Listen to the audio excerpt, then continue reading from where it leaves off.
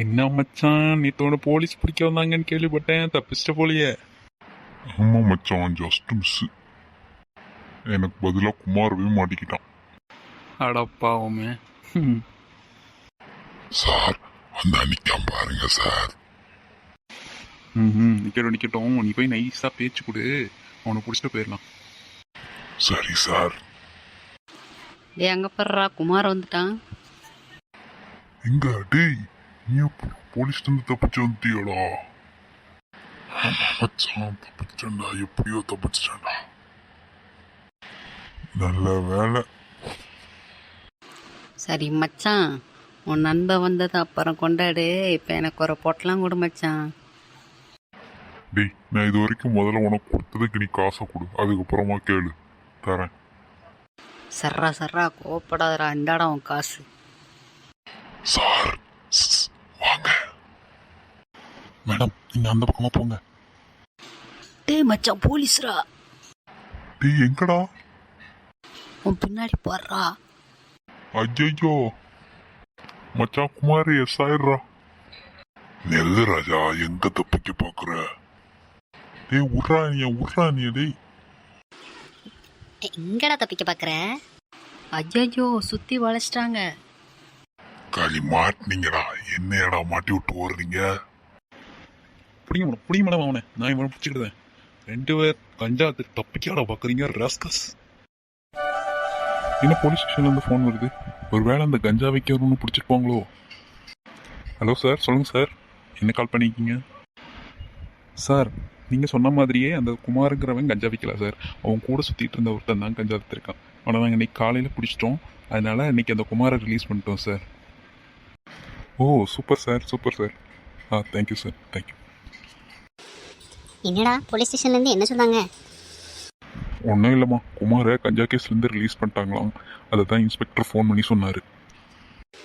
ஓ சரி சரி சரி. சரிம்மா, நான் ஆஃபீஸ் கிளம்புறேன். இப்போ தான் உனக்கு சரியா இருக்கு, அதுக்குள்ளே கிளம்பிட்டியா வேலை வேலைன்ட்டு? நான் இல்லைன்னா அங்கே எதுவுமே ஓடாதுமா. தயவு செஞ்சு நான் அலோவ் பண்ணுங்க, நான் ஆஃபீஸ் போகிறேன். சரி பார்த்துப்போ, ஓவராக டென்ஷன் மட்டும் ஆகாது. என்ன இன்னைக்கு ஒருத்தி வீட்டில் இருக்க சவுண்டே இல்லை, என்ன பண்ணிட்டு இருக்கா?